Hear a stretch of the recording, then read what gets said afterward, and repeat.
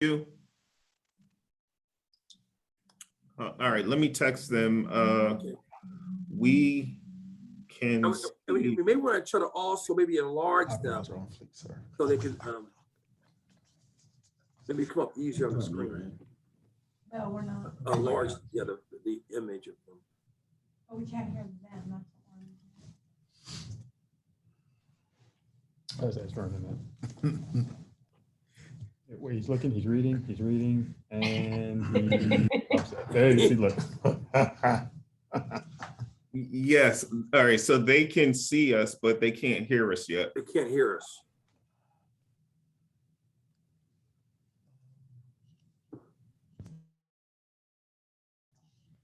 Lindsay, is there anything we can do on our end?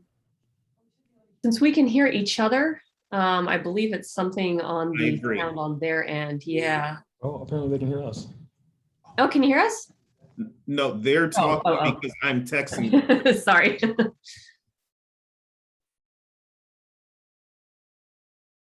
They all hear us. Yeah, I'm not sure what kind of speakers or anything they might have with that system.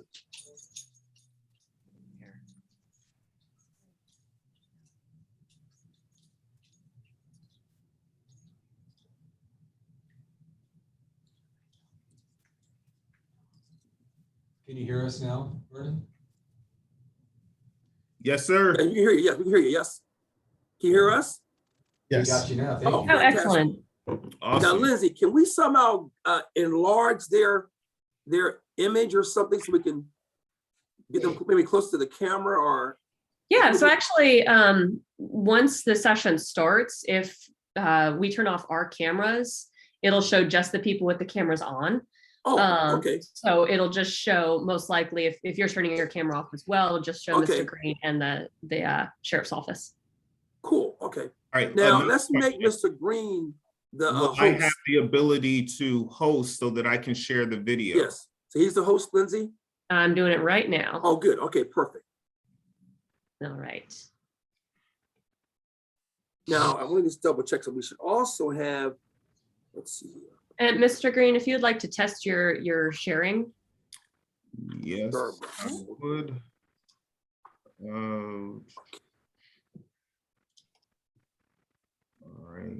Only all who can start sharing? Okay, I'm not doing that. I want to share my screen.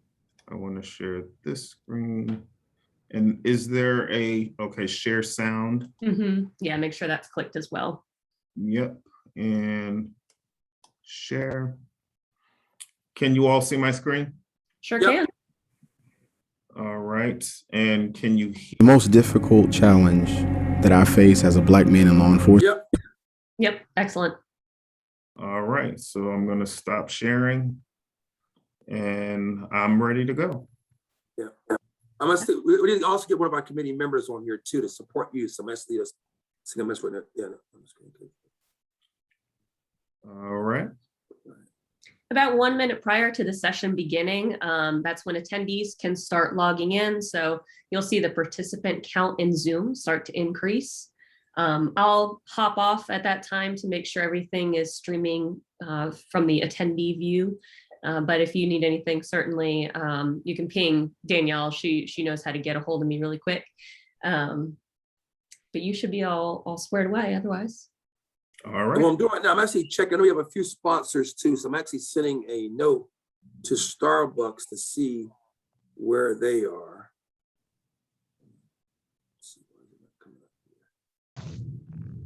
And so I know there's a Walmart video after. Yeah, I'm also working on that too. Yep. Okay, so after the Walmart video, that's where Correct. I'll be cued to play the video. Yes. All right.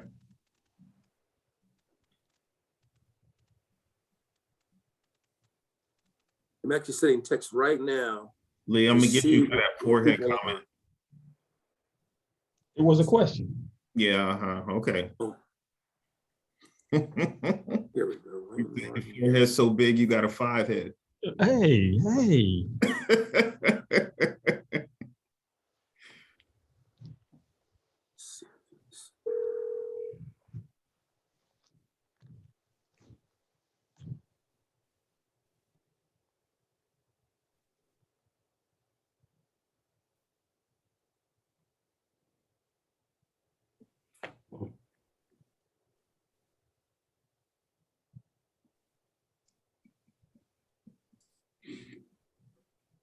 Hello, everybody.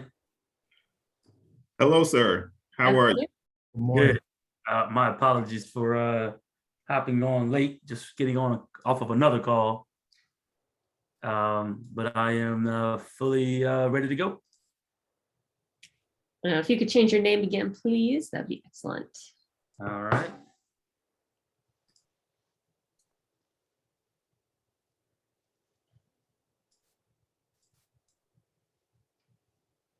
Let's see.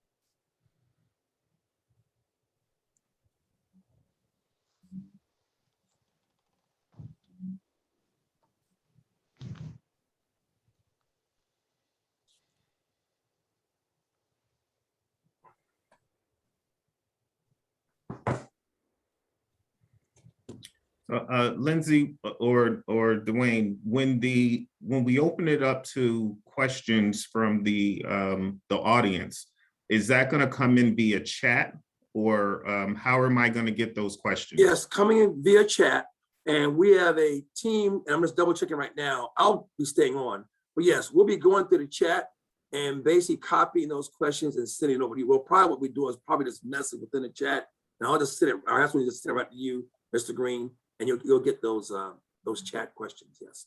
Absolutely. Yeah. And And we usually have a team of people. I'm gonna stay on though. Usually have a Okay. volunteer team of people that kind of provide that service, but I'm gonna stay on because worst case, what I'll just do is act in that role and get those questions over to you. Okay, no problem. And Yeah. so what I'll do is I have a list of questions that I'll have prepared. Yes, If you don't get questions from the chat, then I'll just keep rolling with my questions. absolutely. Yep, that'll work. That'll work. Okay. Yep.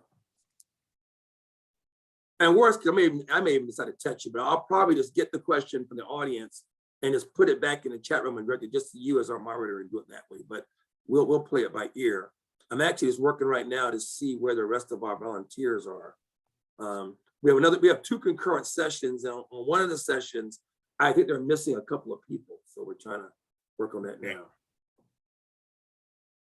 About 1 minute until attendees will be able to access the session.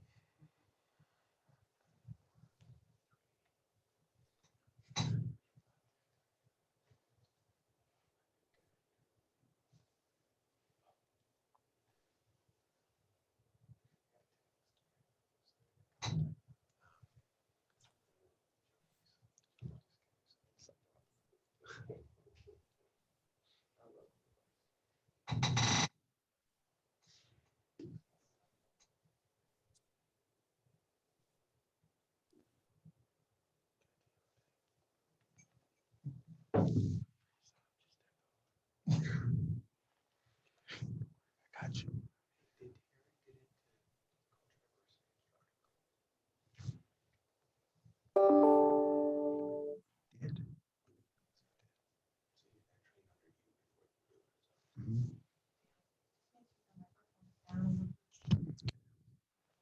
Right there.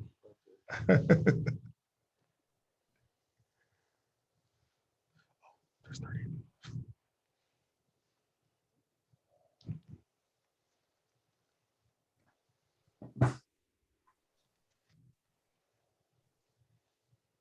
So Mr. Green, one of our Education and Training Committee leaders has joined. You have a couple of them that have joined now. They'll be assisting with the different questions.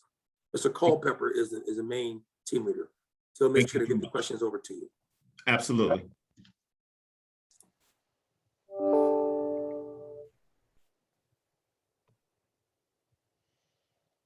Hey, sorry about being late, Mr. Green. I'll do what I can to get you together. And it looks like Kim Nelson Edwards. I don't know. Let me call her and find out what's going on. I'm wondering do we know who this host 500 is? Who that is? No. I do not know. Okay.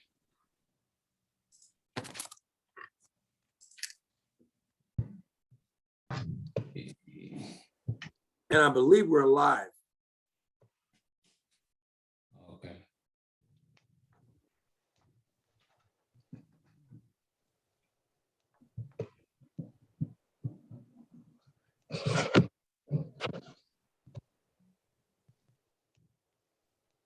Mr. Green, you can go ahead and start.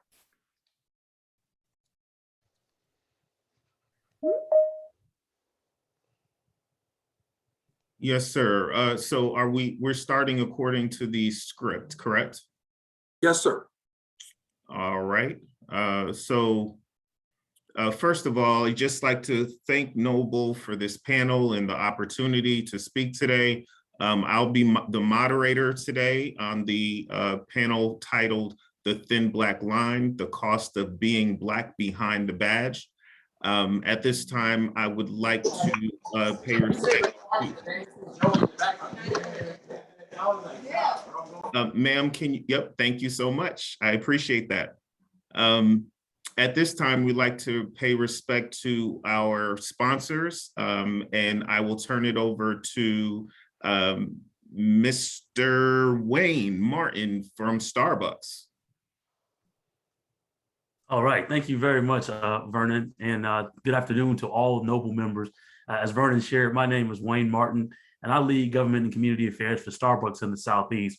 We are very, very honored to be a part of this year's training conference, and we appreciate the sacrifice that the women and men of Noble make each and every day protecting and serving our communities of color. At Starbucks, we recognize the vital role that Noble and law enforcement officers all around the country play in our neighborhoods. In support of your leadership, Starbucks has hosted over 1,500 Coffee with a Cop conversations, and we've donated thousands of cups of coffee to first responders since the onset of the pandemic. We have proudly supported important Noble training events and most recently worked with the Georgia chapter and President Rafiq Ahmad to host a successful roundtable with several Metro Atlanta Noble members and Starbucks partners. We also supported the CEO roundtable that took place earlier in the spring, and we're proud to continue to support the work that Noble does. Starbucks looks forward to our continued partnership with Noble as we strengthen the communities we collectively serve, and we look forward to a fantastic and robust panel today. Thank you all, and back to you, Vernon. Thank you so much, sir. I appreciate it, and thank you for all that Starbucks does to support Noble. With that said, I believe we have a second sponsor, which is Walmart, and I believe we have a video from Walmart. Do we have that queued up?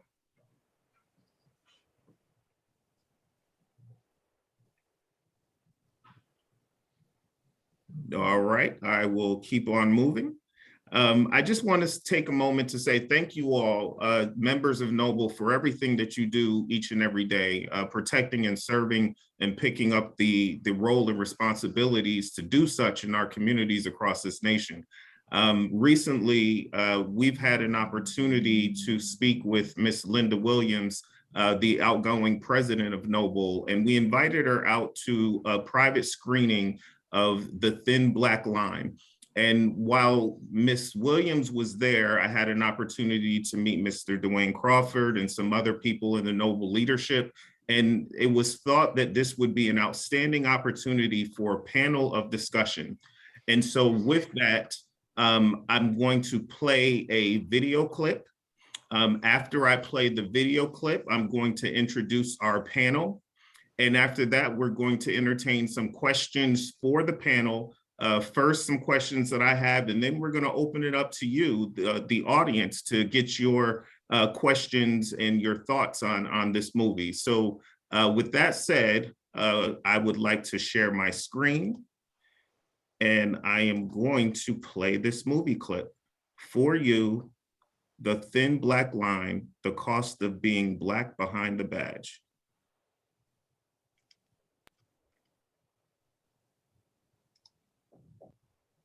The most difficult challenge that I face as a Black man in law enforcement is some of the encounters that I have with other Black people. That is because they don't understand that I don't stand for injustice either. I don't stand for racism either. I don't stand for police brutality either. And when I have these encounters and I'm put in that box, sometimes it feels like you can't get out. We shall overcome. We shall overcome.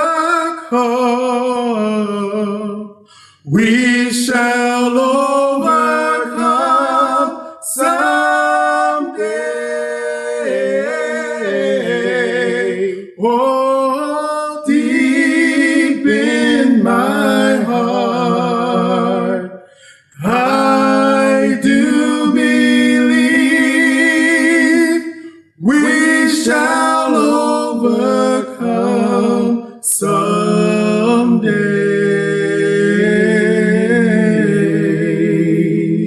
The National Association for the Advancement of Colored People just disowned me as a Black man, as a colored person.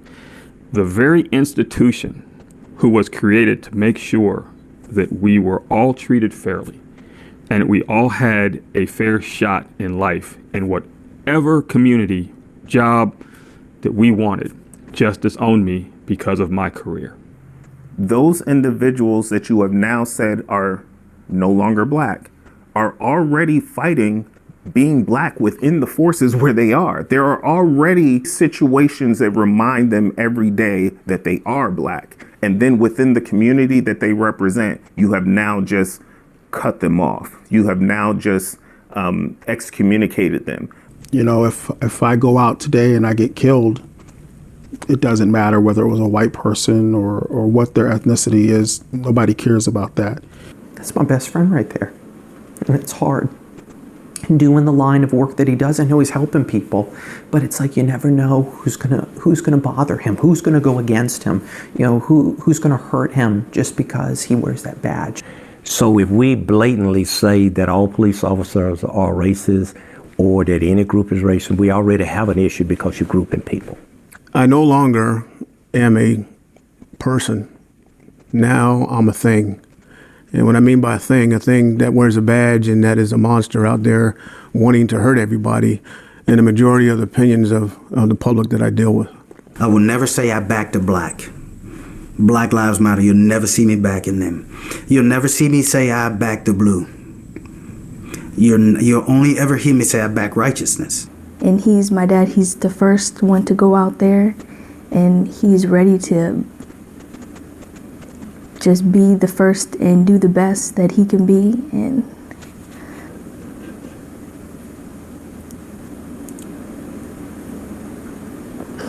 it's just like you and me.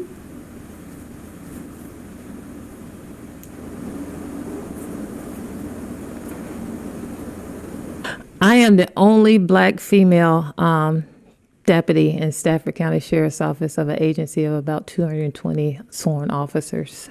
It's a struggle every day, I would say. I've found that, I really want to see more of us in this field. I think we, as Black and as just women officer, we have so much more to offer.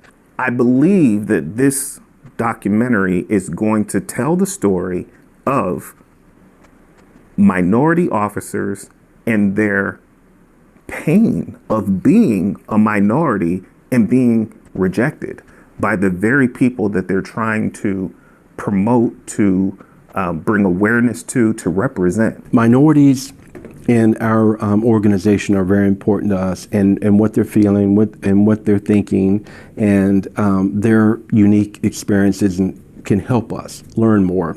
And I think we just need to listen and be present and try to have empathy and to understand what is it like to be in their shoes.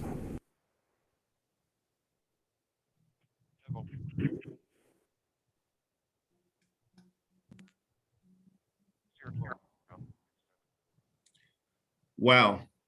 Wow.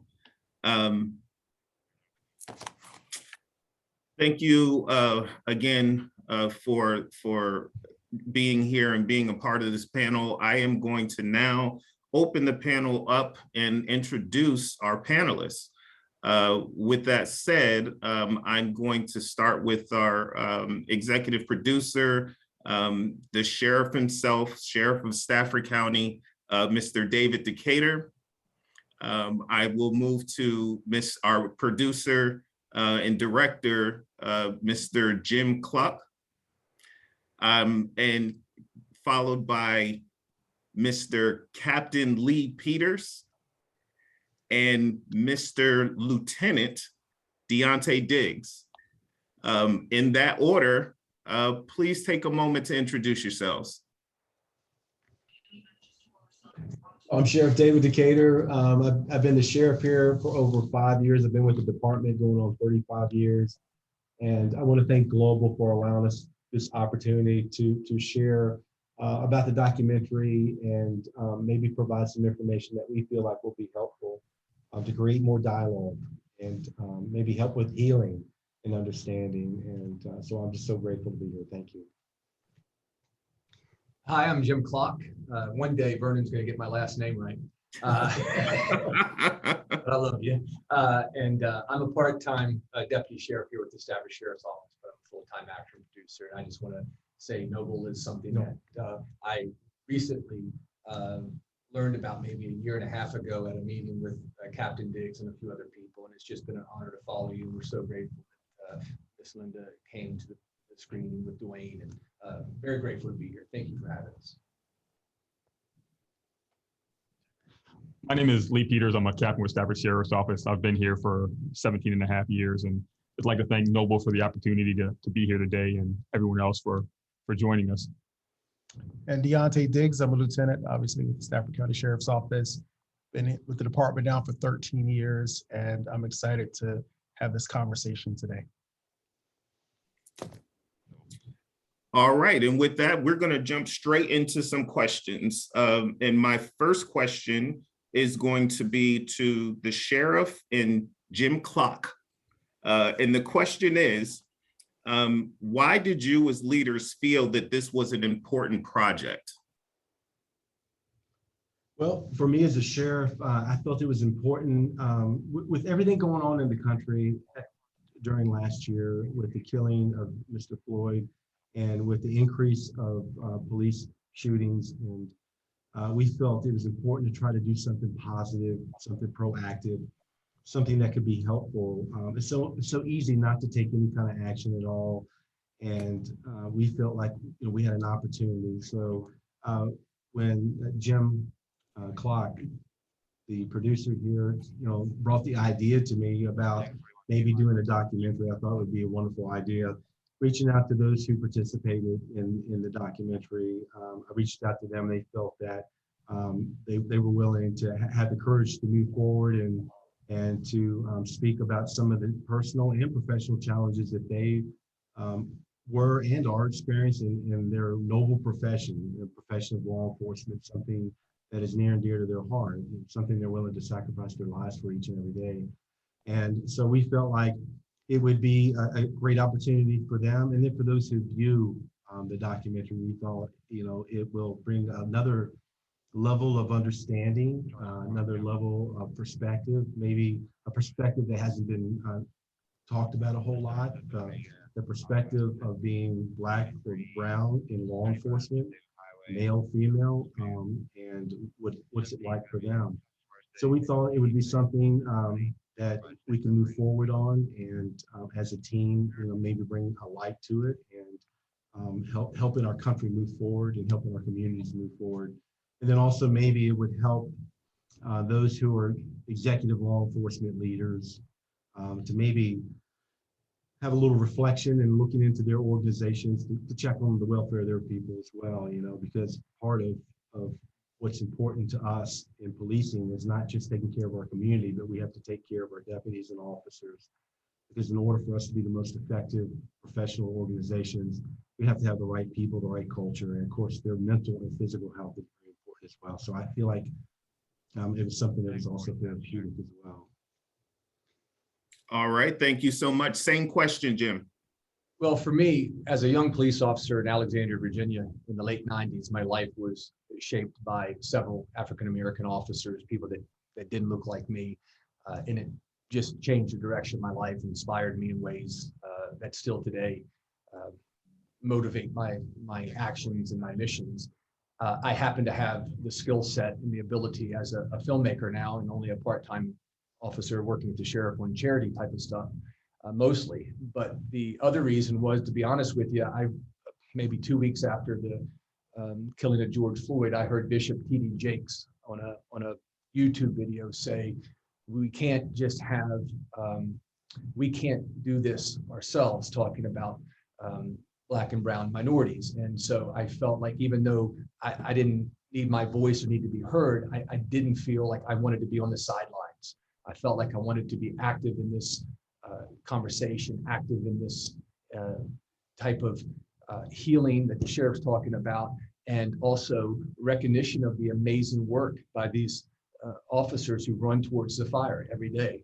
Everyone else is running away from the fire, and these amazing officers are choosing to run towards the fire, facing racism every day, and then also putting on the uniform and trying to make a difference to help our communities. I think it's honorable, and I just didn't want to sit on the sidelines and do nothing.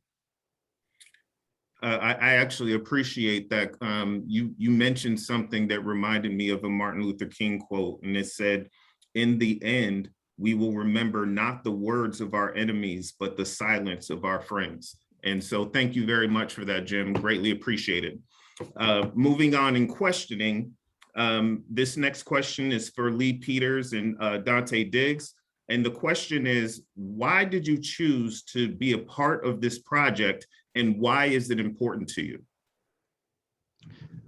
Well, number one, the main reason is we were asked to do it, and there was the sense of freedom and the sense of responsibility from, I think, the lieutenant and I at our position to be a part of it, because you understand some of the struggles that happen coming up through the ranks, being a minority officer in a community, and you understand the pain that it causes to those that are below you. So you kind of have to step out onto a limb and take these opportunities to express how you feel and some of the challenges to try and make it a little safer for those coming up behind you. So it was really, there wasn't a question about doing it when asked to do it. It was just, how far are we going to go with it, and how big can it be? So a lot of it was just to make sure that those coming up behind us had the support and knew that we were looking at them and trying to protect them from, whatever happened.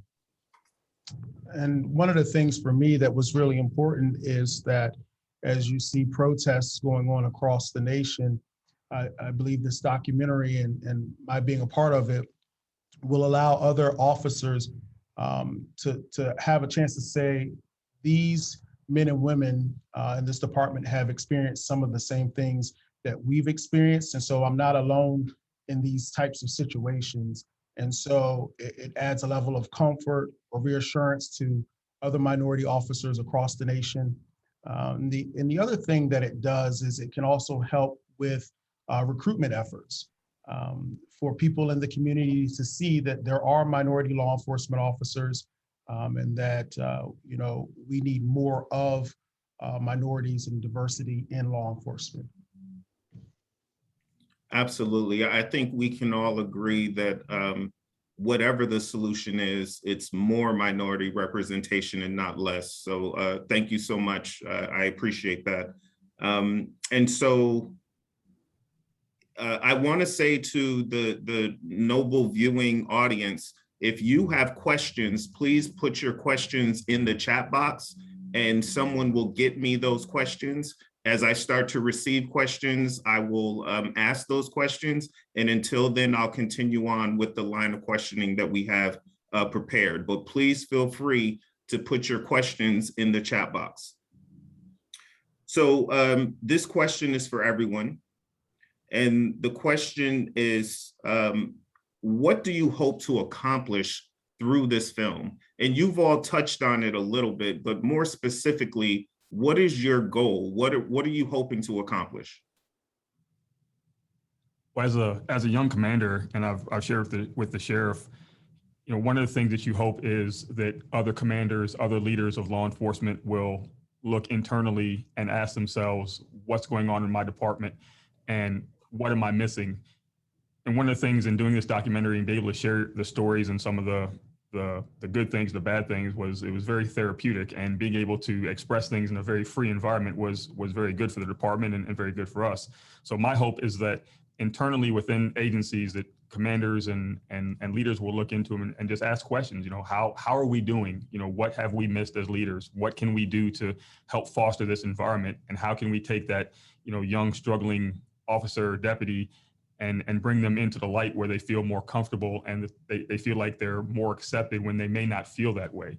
Everybody in law enforcement comes into this occupation and they put the uniform on and they feel very, very strong inside and they exude confidence, but internally that may not be what's going on. And there may be, biases or things that they're feeling that we just wouldn't understand unless we ask the question. So for me, it's just hopefully that leaders will look into their departments and find those answers, ask those questions, and bring things into the light.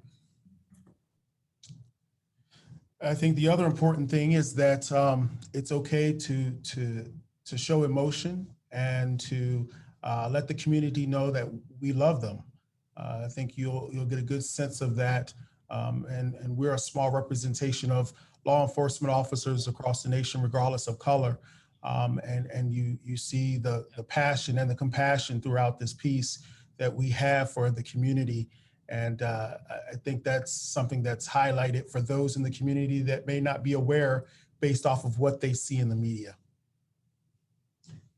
And as a sheriff of an organization where we're serving in the community and putting our lives on the line, it's important that we are a reflection of our community. And Deontay had mentioned the importance of hiring, recruitment, retention. And that's one of the challenges that I believe law enforcement has across the nation, is attracting minorities into law enforcement. We know that law enforcement is here to stay because we're needed, and it's very important to serve and protect our communities. But we need to be a reflection of the people that we serve, and that's important in building trust. And so I'm hoping that this will open some doors, maybe open eyes, as I mentioned earlier, create dialogue, hopefully reduce fear. Because many times there's fear that, people have different types of fear. In law enforcement, we often talk about keeping our community safe, preventing crime, reducing the fear of crime. But there's also, we want to eliminate any fear of law enforcement. I mean, there may be a healthy fear of authority, but I'm talking about fears that restrict relationships and restrict community engagement. And fear is one of those abstract things at times. And we know with victims who experience fear, many times when the bruises are healed and the wounds are healed, that is the lasting legacy, is fear. And so I think that by hearing our officers who are have the courage to speak about some of the challenges that they have, it brings it to the surface and it creates an opportunity for more understanding. So not just, we know hiring minorities is not just the answer by itself, because it's incumbent upon that organization, law enforcement organizations, to have the right culture. You have to have the right culture.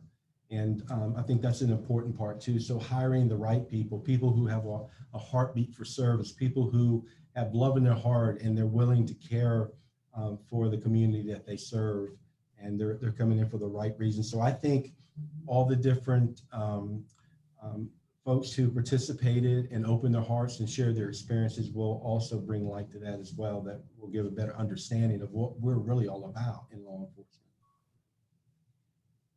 For me, it goes back to something that Vernon touched on. And when I first came to Vernon about producing this film with the sheriff and I, was the only thing I knew was less Black and brown minorities in law enforcement was absolutely not the answer to any of the questions being raised, especially in leadership positions. And about the same time I was pitching this to the sheriff, I had an opportunity to ride with Captain Peters. We were just riding around the county one day, and I could just tell, this was midsummer 2020, and I could just tell the weight on his shoulders. I could just tell in a short conversation, and it reminded me of a quote, one of my favorite quotes: "Courage doesn't always come in a roar. Sometimes it's a quiet whisper, tells you to get up and try again." And I felt almost like that's what Captain Peters was doing. He was just getting up and trying again. And so for me, I really just wanted to make a film that it will be hard to watch. There's no two ways about it. It's going to be difficult to watch in a lot of ways, but I'll say something I said a few weeks ago. The film was made from faith, hope, and love. And the greatest of these is love. And I pray that people take away from this hopeful, like Deontay said, that they feel inspired and that they see the love that these officers have for their communities, because it's a deep, deep-seated love. Thank you all very much. I want to take a moment to say questions are coming in. Thank you very much for your questions. And I am warning the panel that some of these questions are really, really good. They're really good questions. So I'm going to jump right into some of these. So first off, this question is to Lee and Deontay. And the question is, being Black and blue is very difficult because you were often asked to pick a side. How do you separate the two without feeling like you were losing yourself? So I can proudly say in my time here at the sheriff's office, I've never been asked to pick a side, Black or blue. And I think that that's kind of you don't have to. So my perspective in that question is that I'm a Black man who's a law enforcement officer, and I'm out there to protect and serve. And if I see something that is wrong, then I'm going to address it, whether it's within the department or in the community. And so I think sometimes it's like, are you left or are you right? You got to be Black or white. And with this type of question, I think, for me, it doesn't have to do with the titles. It's about, as Dupree said, righteousness and just doing the right thing for the right reasons. And I think this documentary will highlight that as well. There's a false equivalency there. You are who you are, and again, you go out to protect and serve. Yeah, I think that's an interesting question, because at times you are asked, and over the last year, in many situations you've seen where you were asked to pick a side. It's, you can't be Black and in law enforcement. You can't be in law enforcement. You can't be Black. It's one of those things. We wake up every day being Black men, Black women. It's how you wake up. It's how you're gonna go to sleep. The calling of being law enforcement is kind of intertwined in that. So I don't think I would ever be in a position to try and pick a side, because it's just not the makeup of who I am or what I want to be. We understand the priority is our community, our agency, and serving the public. So I would never allow myself to pick that side, which is part of, some of in the film, you'll see a lot of anger, especially from me and people asking me to do that. In the clip, you saw the question, or I was making a statement about the NAACP, where they basically asked me to pick a side.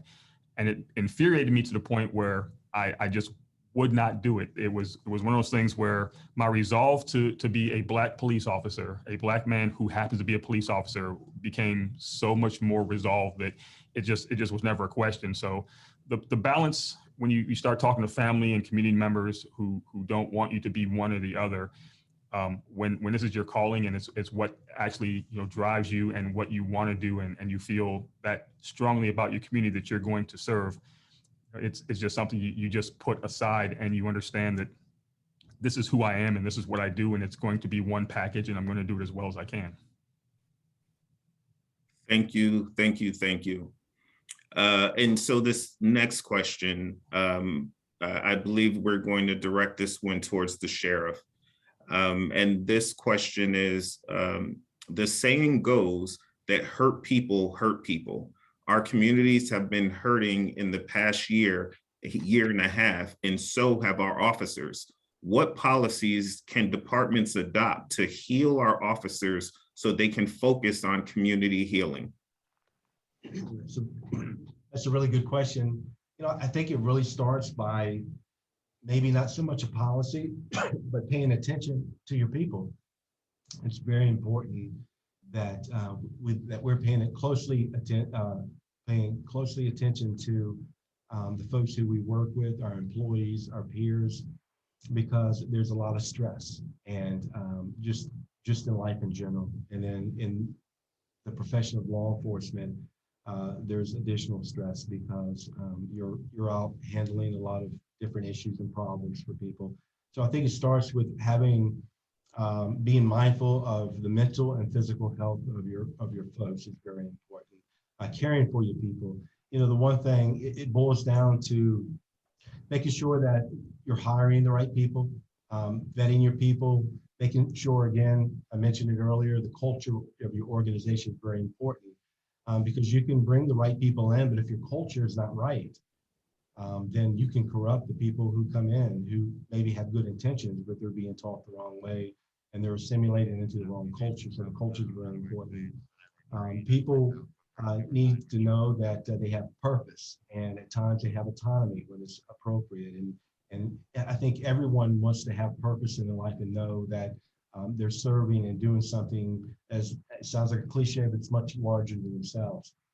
So I think maybe not as much of policy related, but more cultural related, is having the right organization, having the right mission and core values, having the right vision, attracting the right people. And when I talk about hiring, it's important that we hire people with emotional intelligence, and that you're testing those people to make sure that they're in the profession for the right reasons. And for the ones who are here, just caring. You got to let your people know you love them and you care for them, because if people don't feel like they have meaning to their life, they have meaning with their job, it's easy to become jaded, and it's easy to become disengaged from your work, and that can lead to problems. So I think the mental health aspect of it and the physical health of it's very important, and that peer support and just staying engaged with your people, your workforce is very important. Thank you very much. Thank you. I'm going to keep it going because there's just a lot of questions. And so this question is to the panel. Stafford County may be unique, but in many police departments, minority officers, especially women, are treated the same way that minority communities feel they are treated by all police officers. How do police leaders address inequities within their ranks? I think it starts by first having the freedom, making sure that your employees and the people in the organization have the freedom to come forth and feel comfortable that they can share some of the issues. And our documentary is just an example of hearing the stories and hearing the experiences from our employees. For me personally and professionally, it's given me more wisdom. It's opened my eyes even more. So I think having the ability and giving people that opportunity to be able to share their concerns, and then making sure that we're paying closely attention, as I mentioned earlier, to what those concerns are. And again, peer support. It's not just the supervision of the organization, but It's the peers and being able to have people who you can turn to where you feel comfortable with sharing some of the issues that you have going on. And I think at the beginning of the question, you talked about Stafford being unique, and we were very blessed, and we definitely have our own challenges. We're no different than in most communities. We have, cultures and organizations are like fingerprints. We all have them, but some of them are a little different than others. But we still have some of those same challenges. And when I was alluding to fear earlier, talking to some of the community members and folks in our community, even though we haven't had some of the incidents and horrific things that have happened in other jurisdictions in our country, it doesn't mean it can't happen here. So there is a fear of the potential of that happening. And so that's why it's important for us to get out front. And that's why the building that community trust, I know it's talked about a lot. It's one of the pillars in President Obama's policing in the 21st century is the community trust and legitimacy. And that comes with building relationships. That comes with engaging your community and getting to know one another. One of the dangerous things about doing a documentary like this is you express how you feel, you express how you've been hurt, how you've been helped, and you express, all the things we express in a documentary. And then what happens is you start subconsciously looking for other things that aren't right.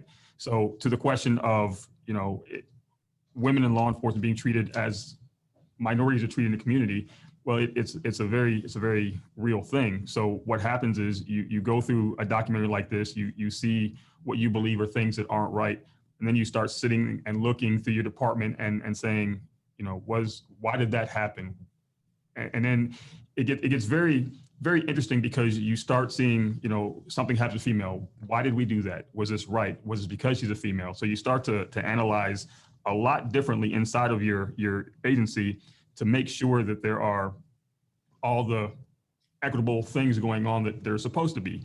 So once you get through doing something like this, it becomes, a point to make sure that, this was done fairly. This person's not being treated differently. This person, has all the same advantages as this person.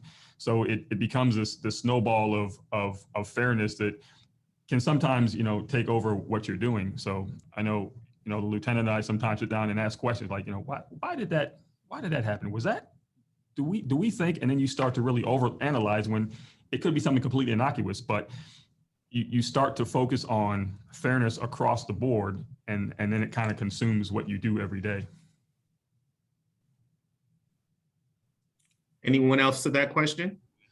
I think from inside of an agency, we just recently had a minority networking event, and a young officer stood up and he said when he looked around his organization, he saw no one in the upper echelons that looked like him, and he was discouraged in promotions and those types of things. And so I really think, again, going back to the documentary, that this will address that because they're able to see, different people who look like them in different leadership positions. One of the things that I said to him, and I say to many minority law enforcement officers, is sometimes we're looking for the sheriff or the chief or the command staff to make changes within the department, but it can also start at the officer level or the entry level. And that happens through building relationships. So building relationships and dialogue and being able to have open conversation. Well, you said something that offended me, and this is why. And because you have that relationship, you're able to work through that. So as the sheriff said, we've worked through issues. We're not perfect here in the agency, but we also have relationships where we can sit down and have those hard conversations, and that's built through time. And so while it's also coming from the top down, it's growing from the entry level up. And so that's what helps with the culture. I'll just add the one thing about uniqueness here in Stafford. I started my career in 1997 as a patrol deputy here, and the sheriff was a lieutenant, taught me my very first community policing class. And it was all about compassion and empathy. And that was many years ago. And then directing this documentary and spending so many hours in the edit, learning from Lieutenant Diggs, who is the culture diversity instructor here, and he's brilliant. He's such a great instructor. But empathy and compassion has to start at the top of the organization. It's not about being perfect, everyone here. But if that's not at the top, then it's not going to live. And I can say I've known this man. Obviously, I love him to death, so I might be a little blinded. But I've known him since 1995, and his compassion and empathy for people has never changed one bit. He is still the biggest hearted guy I know, and I think it comes down to a lot of what makes this agency unique. Again, not perfect, but empathy and compassion has been here a long, long time. Sheriff Jett before him, Sheriff Williams, and I think that's one thing that has to be hammered. And the sheriff often says that every 2 years, by state mandate, it's every 2 years for culture diversity that the officers have to go through, and he mandates it here for every year. And I got to tell you, I would take his class every day of the week and twice on Sunday. Yeah, and back to that compassion piece, when there are some issues out there, such as some officers may not understand the fear that the Black community has in law enforcement. So me in my position, being afraid of law enforcement officers when I came into law enforcement, I'm able to share that. And so when I have the relationship with the officers within the department, or whether I'm at other agencies, and I talk about my fear, and whether fear is fact-based or not, it's still fear. It's able to turn the light bulb on, so to speak. And so it creates that change that allows people to start seeing things through a different lens and build that respect. Wow, thank you. Thank you.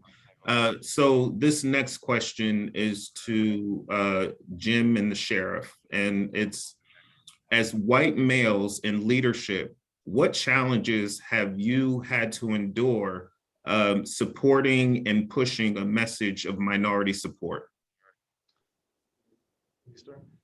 I'll start with that just because my leadership comes from the entertainment industry. So the biggest pushback here is I'm a little bit ashamed to say is that in an industry that a lot of people think would get behind something like this, the way a lot of people think of Hollywood and especially some of the movements that are happening in Hollywood, I've been really disappointed in the people who I thought would have helped promote a project like this. And 20 years of making films.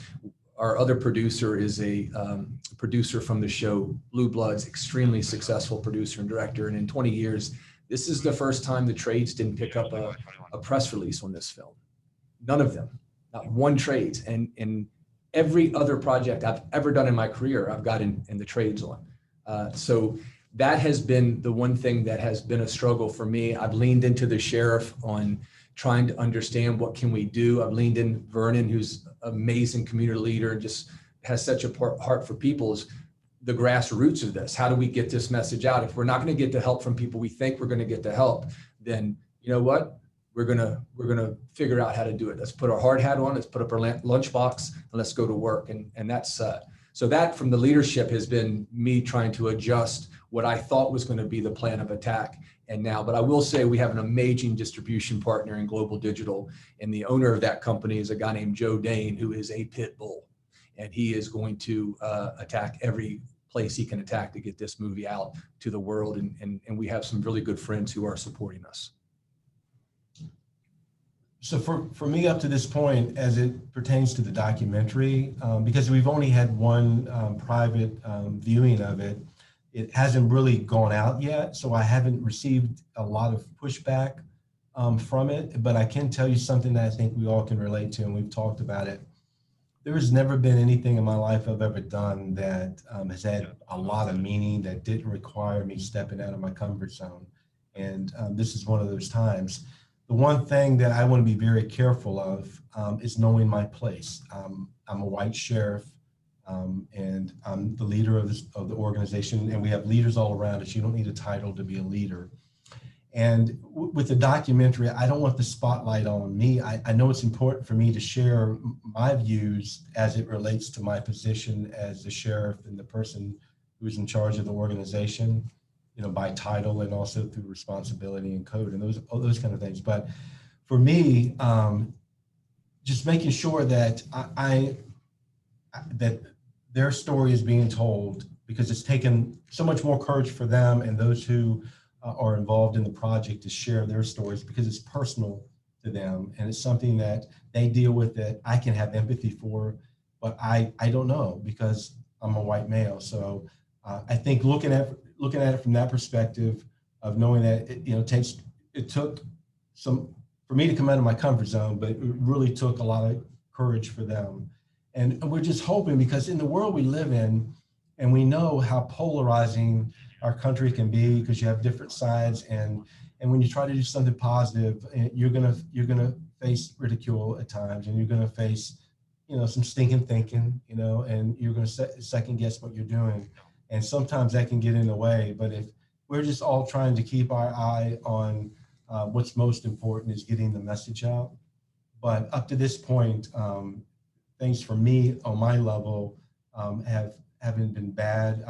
People have been cooperative, but for others, I know there's probably been a few challenges, but it hasn't been put out yet. So not a lot of people have seen it yet. So I think when that time comes, that's probably when we'll feel more pushback.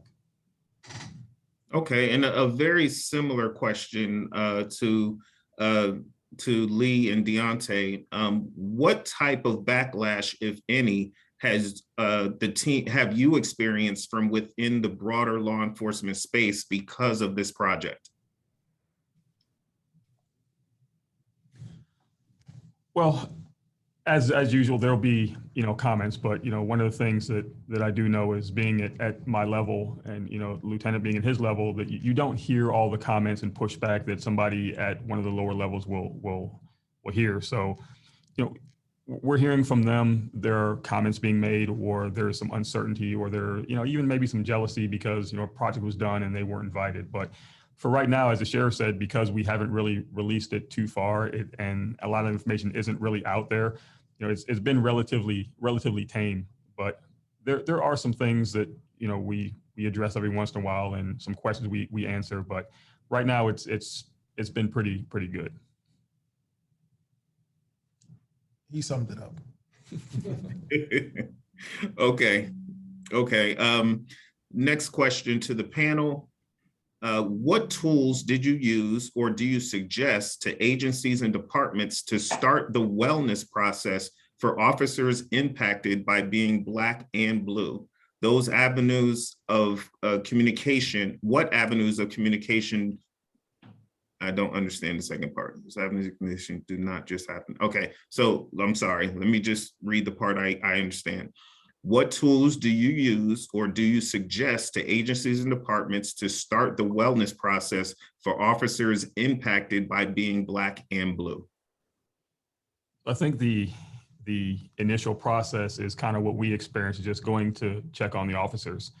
After we did this project, there was a lot of communication between the minority officers, especially on, how you feeling, how did it feel to do this, how do you feel inside? What are you thinking? And it just led to more conversations. It led to us as leaders kind of reaching out to some of the younger officers who we knew were struggling, but didn't really identify before until we really looked at it and figured out that we were struggling as well.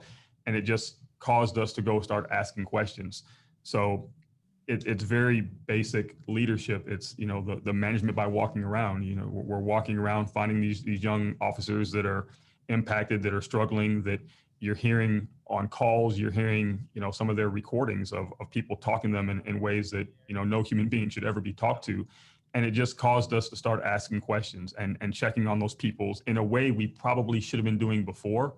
But because of the environment and because of the impact that this particular year was having on people, especially, men and women of color, it just caused us to start asking questions. And it really, once we started asking those questions and bringing them in and saying, hey, starting a conversation, hey, look, this has been an awful year for us as law enforcement and as Black people in law enforcement.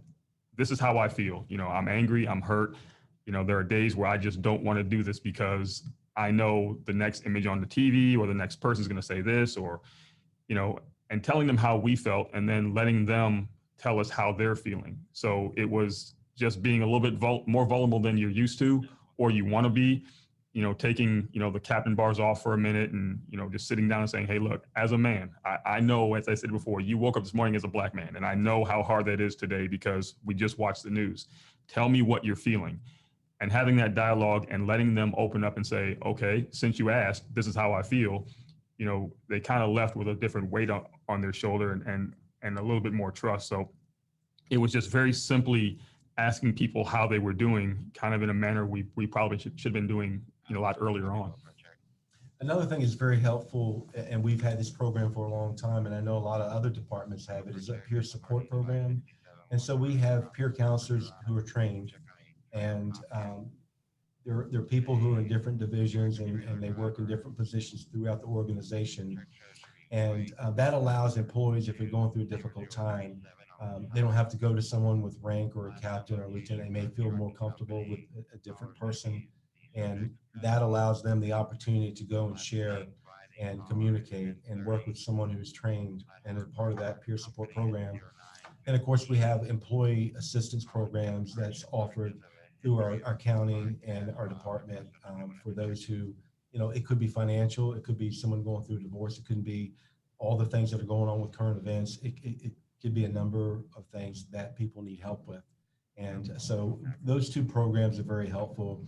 I speak and meet with every employee and let them know the challenges that we have across our country in law enforcement. And one of the things is the suicide rate with law enforcement officers, and one is too many. And that's something that we have to pay close attention to because we're losing more officers from suicide than we are from in the line of duty death, job-related death. And so all those are very important, and we know there are challenges in our profession, and not just our profession as well. So those are some things that we have in place and we've had in place for a long time. And then the things that Captain Peters Lee has talked about. And then the span of control, we have, a good number of supervisors, and we try to keep that span of control over our people at the right ratio so we can keep close tabs on the needs of our employees. Because as we know, as human beings, it's a number of challenges that we have in this life. And so it's important for us to make sure we're tracking that and not getting into people's personal business. And I tell them most of the time in life, it's not the hard punch that knocks you out, it's the one you didn't see coming. And we want to make sure that if they need us, if our employees need us, or we identify something, on the front end, we can allay some of the concerns for down the road, or maybe save a life or help someone before this, small issue turns into an emergency or a major problem. Okay. So this next question says, it is important that white officers know how difficult it is to be an officer of color and how beneficial it is to have diversity on a team. How do you accomplish this goal? Well, I think we've done that through our cultural diversity, our fair and impartial policing. Both of those I'm an instructor of here at the agency. And it starts with authenticity. And really, when we're in these trainings or when I'm leading these trainings, we address these issues from a very real place, and we give people the opportunity to express themselves and their thought process. And so one is having the training. The other is allowing people to express how they feel without fear of getting in trouble or, fear of being demoted or suspended or something like that. And then having those real conversations within the training so that when you go out into the community, you're prepared to understand or comprehend what's going on out in the community, as well as what's going on within the agency and the law enforcement as a whole. Hope that made sense. Mm-hmm. Okay. All right. And I know as a moderator, I'm not supposed to do this, but I'm going to take a little bit of liberty since I have the microphone. And there's a very important question here that I'd like to address. And it says, this is a very impactful conversation. The panel represented are all males. How have you extended your concern and embrace to welcome women of color? And so if you noticed in the video clip, we had one minority female officer that was present, and she's the only one of her kind in this organization. And she was invited today, but she is on vacation on a beach in Belize.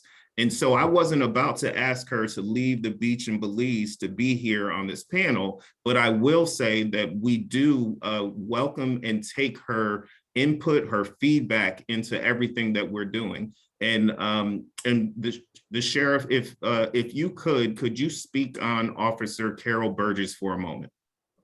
So Carol is an incredible person, an incredible mother, and she has deep roots in our community. She has a lot of people that look up to her, and she's such a loving and caring person, and she's a role model for many people. And she plays an important part right now because we have been trying desperately to hire more minorities, especially females, trying to attract females of color into our profession. And we've had, folks who have left, over the years, and we're just trying very hard. Deontay, he travels all over trying to help with the recruitment and hiring. We actually have recruitment officers that travel outside the Commonwealth of Virginia. We try to target areas where we feel like we can get a better connection with minorities to try to draw them in. I personally have talked to a number of folks. All of us, everyone in our organization, we tell each officer that, hey, you're a recruiter, and you're modeling our organization, and but you also have to help us recruit as well.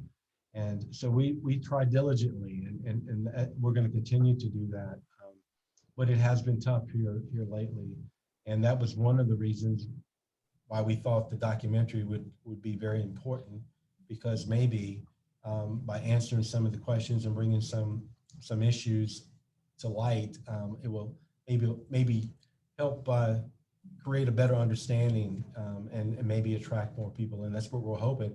And you know what? I hope we're able in our organization to attract more people.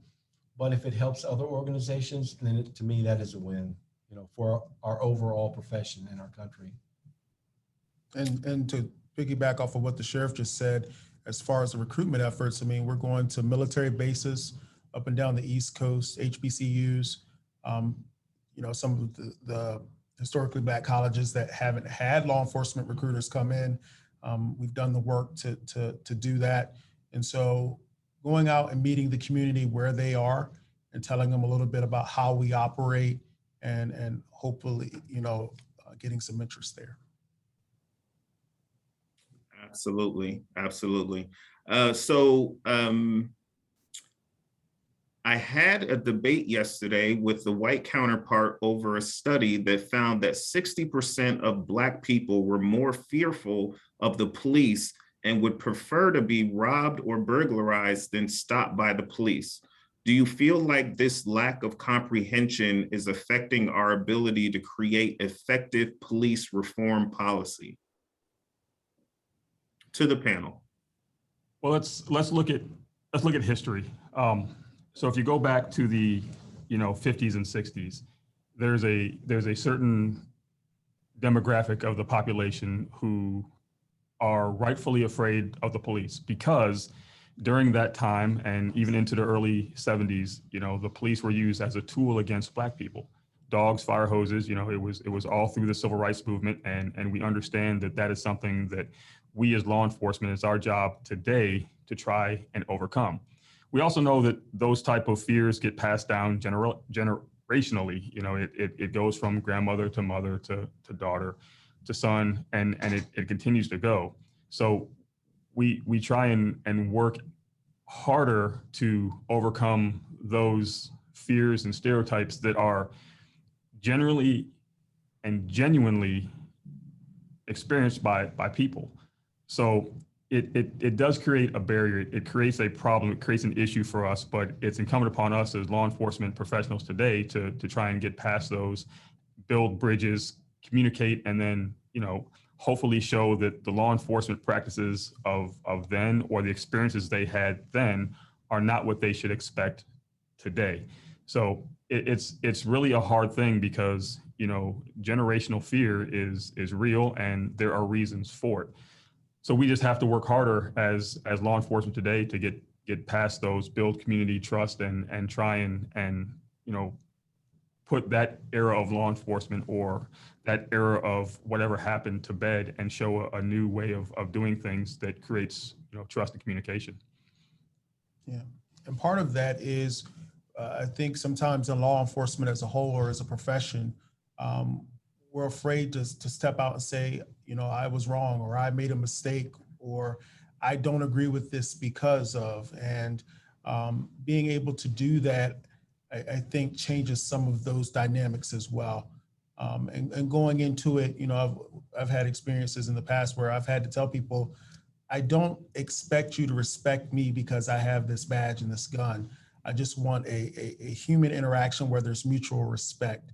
And so, breaking it down, understanding the history, but also being able to say, we got it wrong on this one, and help us get it right. So. Okay. Anyone else on that topic? I think it goes back to empathy and compassion from white officers, to be honest with you. I think that we've got to own the fact that this is real fear in a lot of people, and just to have a little compassion and empathy towards people that don't look like us, that have different life experiences. In 1999, I was walking through the projects and said hello to an African-American man, early 60s. And he looked at me like my head was going to explode. I said, "Hey, how you doing, sir?" And he teared up and he said, "That's the first time a white officer's ever spoken to me, son." So just saying hello. He said anytime he'd ever been talked to by a white, this is 1999, not that many years ago. And he said anytime he'd ever been talked to by a white officer, he was thrown up against the wall, questioned. That was his only experience. And this was a grandpa sitting on a stoop. So I think that, again, I go back to just being grateful for my early training in community policing and how to speak to people. And thank God that he gave me a mama that taught me compassion, empathy. Yeah, it's just really important, as Deontay said, and Lee, saying that it's important for us, it's incumbent upon us to go out to the community and engage our community. And there's a number of ways of doing it, and something that we work really hard at doing. We have a culture of doing it. Believe me, we are not perfect. I never want anyone who's viewing this to think that we think we've arrived. We have not arrived here in Stafford County. We have a lot of work that has to be done, and there's always that challenge. But I think just the effort of going out and trying to connect with people, whether you're doing it through youth sports or through our junior deputy camps, or just the one-on-one, I tell our deputies that one-on-one positive encounter is like making a deposit in the bank of community trust. And then we do the bigger events where we have bigger gatherings like National Night Out, and as I mentioned, the camps and the outreach programs and all those kind of things. But who am I to say that you shouldn't fear something? Because there are places in our country that absolutely the fear is real, and it should be, and things are going on that shouldn't go on. I know for me in my position that I understand for the need of police reform, because I feel like in our organization we do a pretty good job. We were doing a lot of the things that had been brought up during the policing in the 21st century under President Obama, and there was a number of pillars I mentioned, and it was a great panel of people that put together great stuff. And as we went through it, we were like, oh yeah, we do that with our policies, and we're doing that training, and some things helped us to improve. And so even though you're doing all the right things, you have to continue to work hard, and it's up to us. We have to go for it, and we have to be aggressive, assertive in a positive way with compassion. And we're still working on it, and we're a work in progress. So please know that. So how would you describe the film in the context of police training? What learning or behavior outcomes do you hope will result from the film? One of the things that jumps out to me is generalization, not generalizing. So as law enforcement, as Black law enforcement officers, we're saying to the Black community and the community at large that, don't judge us all by the actions of an officer who violated their oath, thousands of miles away. So that's an important point for the community and for law enforcement, because you can then turn it around, when you're looking at some of the protests and things where people are exercising their right.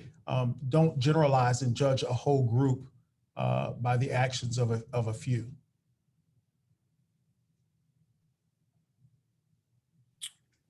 Absolutely. So to one question, what is the name of the gentleman on the left? I don't see him listed on the agenda. His name is Jim Clock, and he is the producer and director of the film Thin Black Line. Another question, the racial makeup in Stafford in our county is approximately 72% white, 15.6% Black, 2.8% Asian, 3.2% Pacific Islander, 3.2% other, and 0.4% Native American. Does your department represent that? And if not, how close are we? So in our department, we have about 297 employees, and that is sworn officers, which are 220 sworn, and then the rest civilians, 911 operators, crime analysts, and a number of different positions that are not sworn. The overall department, we're very close to that. In our sworn area, we're falling a little short, and we know that we need to continue to work hard to try to mirror the demographics of our community. So that's one of the things that we're working towards, but we're close, but we're not there. Okay, and so in reference to the movie and those officers present, Jim, I'm going to ask you this question. I think I know the answer, but did you interview any federal agents? I interviewed a retired federal agent who is a member of the sheriff's office here, but they were not a part of our main 7 cast. The 7 cast was something that the sheriff, when he approved this, he gave me his recommendations. I knew Deontay a little bit, had a nice relationship with him. Lee and I actually went back many years, but I didn't know a lot about the 7. So as we started the process, the one thing, I'd never made a documentary before, made a lot of movies, but not a doc. And one thing as I was writing over to start, I prayed over was kind of, how to start the process. And the thing that came to me was to just ask questions and not interrupt. And so once we got through the first 7 and we did the first round of interviews, I realized that I wanted to lean into these 7 officers and their stories. And that's kind of where we stayed for the documentary. 2 to 3 people at the residence. Okay. And how has Stafford County handled recruiting during COVID-19?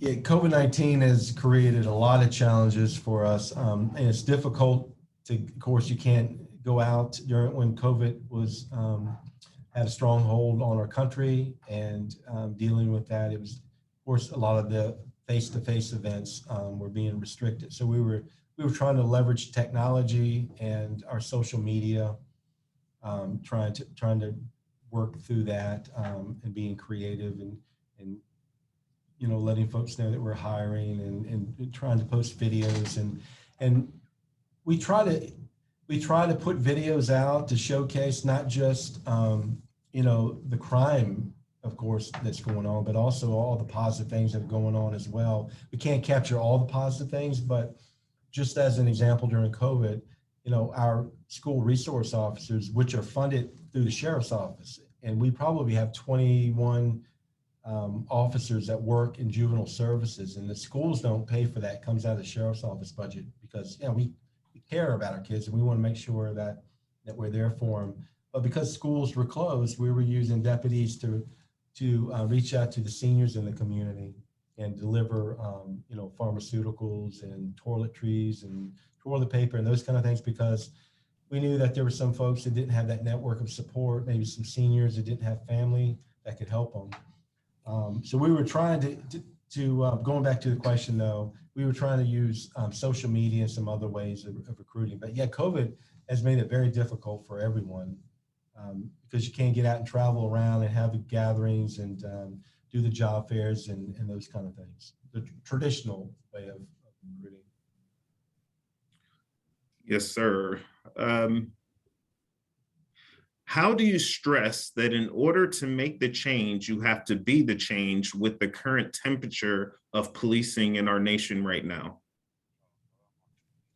I think it's very simple. You just do it. You can talk a lot. You can put a lot out there as far as social media and videos and stuff. But when you look at the culture of the organization and the people within the organization, it's the day to day. And so it's the interactions that you have with the community. It's the interactions that you have amongst your peers and with each other. And so, you know, being your authentic self, and engaging with one another. And that's how you create the change. It's not what you say, it's what you do, in my opinion. Okay, this next question, I'm gonna shorten it a little bit. Do you find different perceptions of the department depending on the income of the residents? Is there a difference in perspective based on income gaps? You know, Stafford County is an interesting county because we're so close to Washington, D.C. For those who are familiar, we're right in the middle of Richmond and Washington. And there's a lot of government workers that live here in Stafford and they make the commute to Washington, some to Richmond. We also have the FBI, DEA, FBI Academy. We have a lot of professionals that live here in Stafford, and the household median income in Stafford, I want to say it's probably in the top 10 in the country. Sometimes people conflate that with Stafford County being a wealthy government. We do have, you know, we're very fortunate for our organization to be able to, you know, get the competitive pay that we need to try to hire and recruit, you know, talented folks. So we're fortunate there. But I also read a study a couple of years back that minorities who live here in the county tend to do better financially here in Stafford than some of the other places. So that's promising too. So I know that in Stafford, though we have pockets of areas that there's certain challenges in every community. The thing that kind of takes me back is even though we have such a high household median income, there's a lot of people that have food insecurities. And if you don't mind me adding this to the conversation, that's one of the partnerships that we have with GQ. Mr. Green is trying to feed those folks in the community. So that kind of lends itself to, again, the partnerships and helping folks and seeing both the community coming together with law enforcement and serving and helping feed folks, also with the education. You know, Kat Peters works with GQ, helping kids with, you know, education, you know, tutoring and the STEM program and all those kind of things. So all those kind of things play a part in kind of bridging those gaps. But we don't have some of the gaps that other places in our country have, but we do have some. And one thing that was interesting that I'll never forget, I was at an event and I had a gentleman that approached me and he said, you know, I live in an affluent neighborhood. I don't live in a poverty-stricken area. We have money. And he said to me that I feel like the sheriff's office spends a lot of time in you know, the other neighborhoods, but they don't spend a lot of time in our neighborhood. And so Sergeant Burgess, who's in charge of crime prevention and works out in the community, that was something that I brought up as, you know, we're not perfect, but from, you know, when we talk about the income, high level of income and different things like that, it was a unique perspective and one that I wasn't prepared to receive that day at the event. And so it's something that has played in the back of my mind. So I think we try to do a lot as a sheriff's department to, or correction, sheriff's office, to engage with the community, you know, with Junior Deputy Academy badges for baseball, food insecurities, different things of that nature.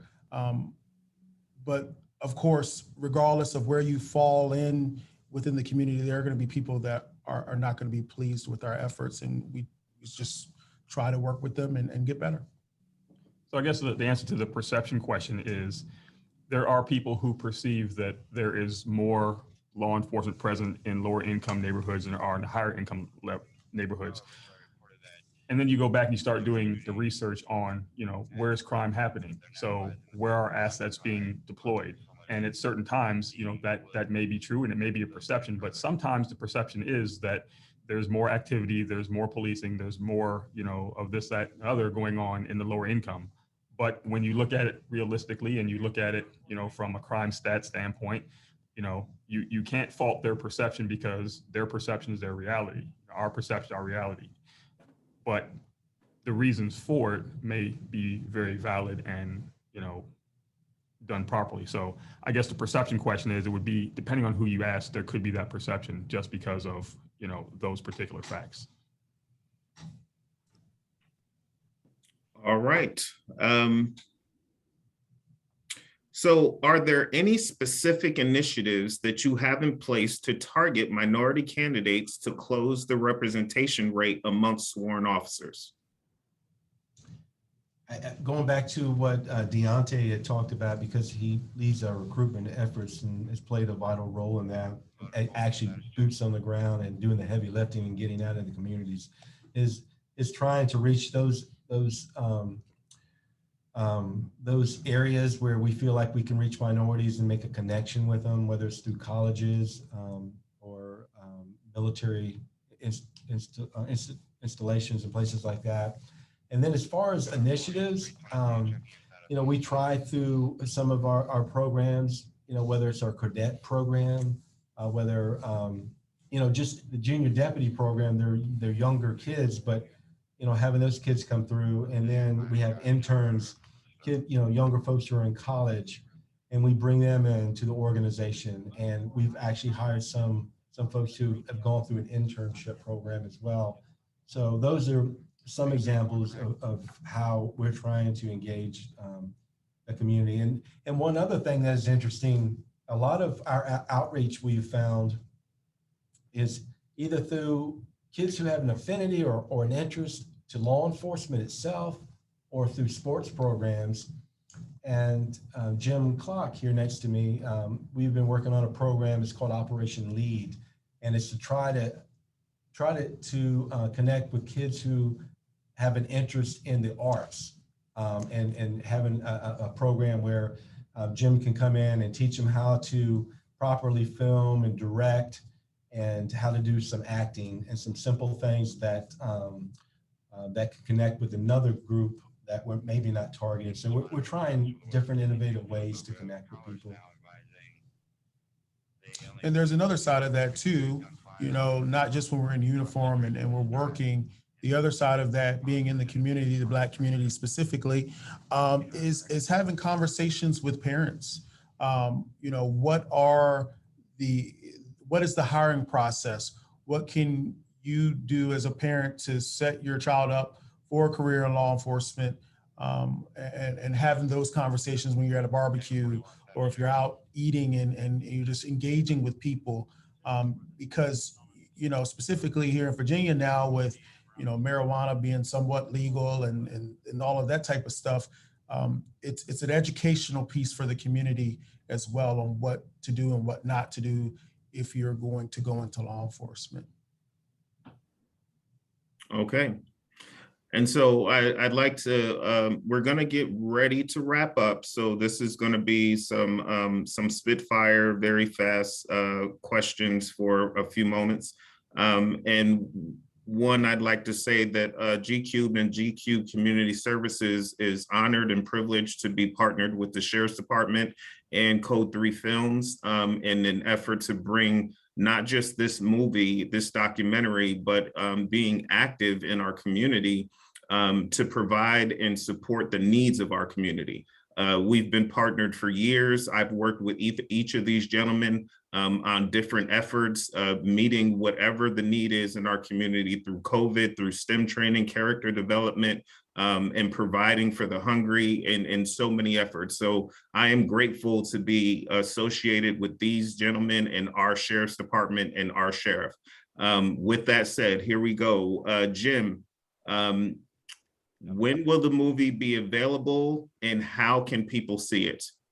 The movie will have a full worldwide release this fall. We don't have an exact date, but it will be this fall. And you can go to the website, which is www.thethinblackline.net, and you can get updates there as far as when the movie will come out. But there'll be more press. We'll be releasing the trailer. There'll be a lot of lead up to that, but it will be worldwide this fall. All the platforms, different streaming platforms and things like that. Lee, how do you see this movie being impactful, and what will be your specific goals in promoting this movie? So I think my specific goals are just to get law enforcement leaders to see it.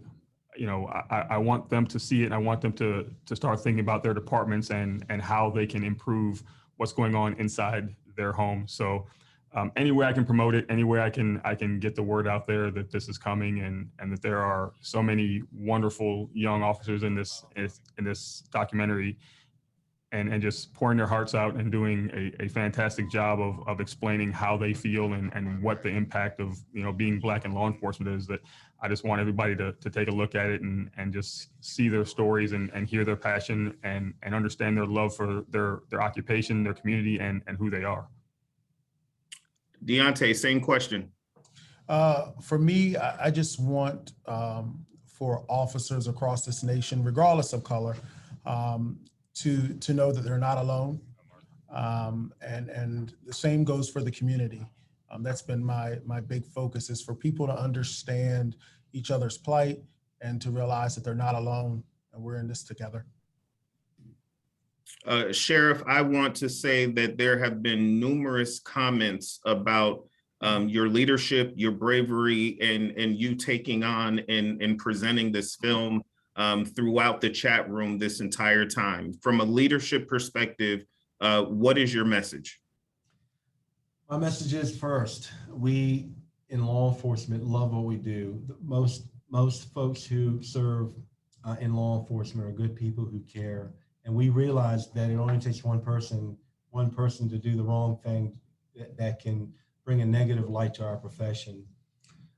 So we recognize that. And so that's why it's so important for us to hire the right people and have the right culture and have the right mission, have the right values, and to make sure that we're attracting the right people in. I'm hoping this documentary will do that. I hope that people who view it will just look at it with a little empathy and an open heart and an open mind, and try to draw from it like I've drawn from it, and learn that, man, if you want an opportunity to make a huge difference in the lives of people, come into our profession, come in with the right attitude. And that's what we try to do. We try to hire for attitude. You know, there's a number of criteria that you have to meet, and it's like that in many organizations, but hiring the right people for the right attitude, with the right emotional intelligence, people who love to serve and have a servant's heart, very important. So I'm hoping that's going to attract more minorities in. I'm hoping that people will have a better understanding. I'm hoping it will create dialogue and conversation, and then hopefully that'll lead to building relationships, because that's where that engagement comes in, and that community trust, and your organization being looked at as a legitimate organization that cares about the community. So I'm hoping all of that happens, and I'm grateful for this opportunity today. I'm grateful to everyone who has been very, very kind and listening to us. Thank you so much. And Jim, who needs to see this movie? Everyone. Everyone. Lee, why does everyone need to see this movie? Because Jim Clark just said so. You know, I think, you know, Deontay has been very eloquent in the aspect of communication and bridging gaps. And I think that that's one of the biggest things that we want to do, is we want the community to know who we are. both inside the uniform and outside the uniform, and understand that that person generally doesn't change. So the genuine person that you see, in their civilian clothes or at the beach or at the mall is the same person you're going to see with that uniform on, that badge on, and doing their job. So we want people to understand the human side of not only being law enforcement, but being a minority in law enforcement. We want people to understand that, we feel is just like everyone else does. We don't stand for the corruption that we've seen over the last couple of years. We don't stand for the violence. We don't stand for any of those things. So we want people to understand that, the person that puts that uniform on is that same person inside that uniform, and they have the same heart for the community, the same desire to have their community to be safe. Most of us live in this community, so we have no real desire to destroy where we live and what we're trying to make a better place. So I think that people seeing this movie and seeing who we are and the struggles we have, it may open a door that says, the same struggles that they have in uniform and outside uniform are the same struggles I have. So we automatically have something in common, so we can automatically start to communicate. So I would love for everybody to see it. I would love for them to see our perspective. Hopefully it brings something in them that, says, I feel that way too. And now I have at least one more person in the world that knows how I feel. So people aren't alone. But I think that there's a lot of good things in this movie. There's a lot of good comments, and there's a lot of good feeling in here that, will help people understand the person inside that badge and the person who wears that uniform and the person in that community that's trying to do the right thing. And we're not all, the monster that we've been created to be on TV. We are part of the community that we are trying to help. So I think, the long answer to Jim's short answer is that's pretty much it. I just want to say thank you to all of you for your bravery, for your honesty, for the communication and the panel that you've just conducted. You guys are all heroes, and you put on the uniform every day. And Jim, thank you for bringing this perspective to light. I want to say thank you to the Noble following and the membership, because you guys are doing this on a daily basis and facing these challenges every day. And so us being here today is just a reflection of the hard work and the challenges that you face each and every day within your own communities. And with that, I'm going to bring the panel discussion to an end, but we must have a word from our second sponsor, which is Walmart. Thank you so much. Hello, everyone. My name is Frank Johnson, and I'm the Senior Director and Community Law Enforcement Liaison at Walmart. I'm honored to be with you today at the 45th Annual Noble Training Conference and Exhibition. Walmart has a long-standing partnership with Noble that has given us easily accessible, close connections with Black law enforcement across the country. Those connections enable us to educate our associates at a local level and support your work in the communities you serve. Your assistance in facilitating conversations between Walmart stores and local Black law enforcement has helped us to proactively engage with communities to build trust, legitimacy, and positive public perceptions. I'd like to thank you for your continued partnership and service to our communities around the country. Last year, Walmart made a commitment to advancing racial equity in our nation's financial, health, education, and criminal justice systems by creating shared value networks of Walmart's associates, working together to solve problems and tackle root causes of racial disparity at scale. I support this work by bolstering Walmart's community relationships with law enforcement and furthering conversations around racial equity to help address racial bias and inequity experienced in the various stages of the criminal justice system. Noble is one of many organizations that Walmart has developed a strategic alliance with to develop and scale unconscious bias training and community engagement strategies. As a former police chief and a 23-year veteran of the Fayetteville Police Department in Arkansas, I understand the perseverance and resilience required to be a Black law enforcement officer.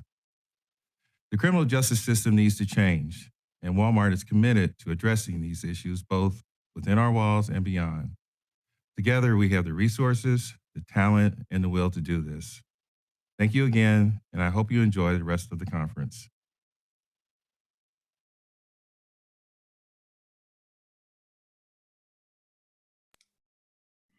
Again, thank you all for your participation. Thank you for the great questions. Thank you to the panel, and thank you to Noble. Thank you to our sponsors, Starbucks and Walmart, and we look forward to working with you again in the future. Have a good evening.